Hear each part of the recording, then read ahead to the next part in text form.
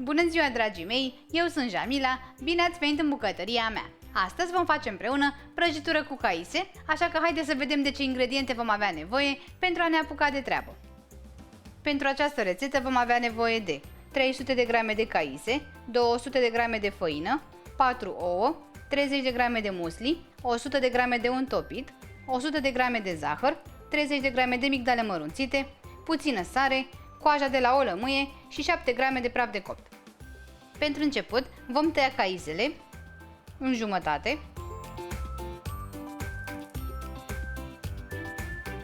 iar apoi fiecare jumătate o vom tăia în 3 bucăți.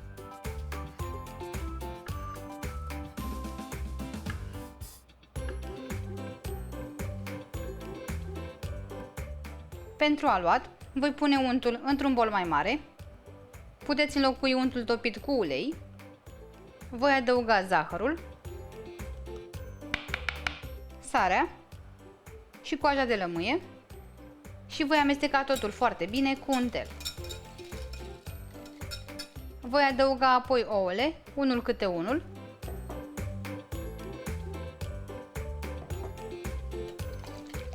și le voi incorpora foarte bine.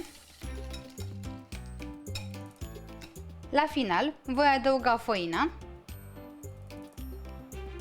și praful de copt și voi amesteca foarte bine și aceste două ingrediente.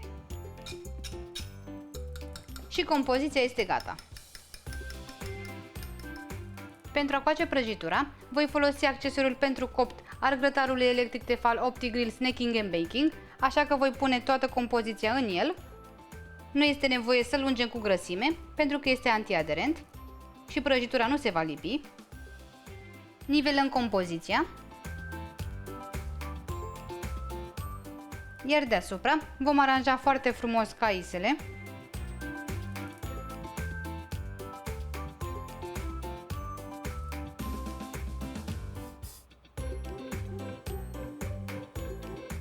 Peste caise voi pune musli pentru a avea o crustă crocantă.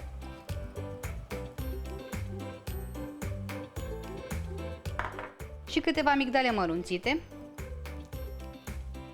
Puteți pune orice doriți pe deasupra caiselor sau le puteți omite cu totul.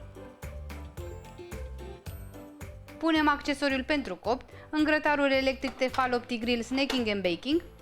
Îl închidem. Pornim grătarul. Îl vom seta la treapta 2, semnalul luminos portocaliu, și vom apăsa OK. În 30 de minute prăjitura va fi gata. Pe lângă prăjituri, putem folosi OptiGrill-ul pentru a găti o mulțime de preparate, cum ar fi burgeri, carne de pui, sandvișuri, cârnați, friptură sau pește, iar accesoriul pentru copt îl puteți folosi pentru orice fel de preparate care necesită coacere. Prăjitura este gata, așa că voi scoate accesoriul din grătar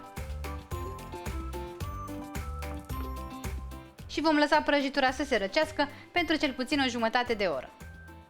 Prăjitura cu caise s-a răcit, așa că am putut să o feliez, arată foarte bine, este foarte pufoasă, aromată, o puteți realiza și cu alte fructe, așa că sper din suflet să o încercați și voi cu prima ocazie și să vă placă. La revedere!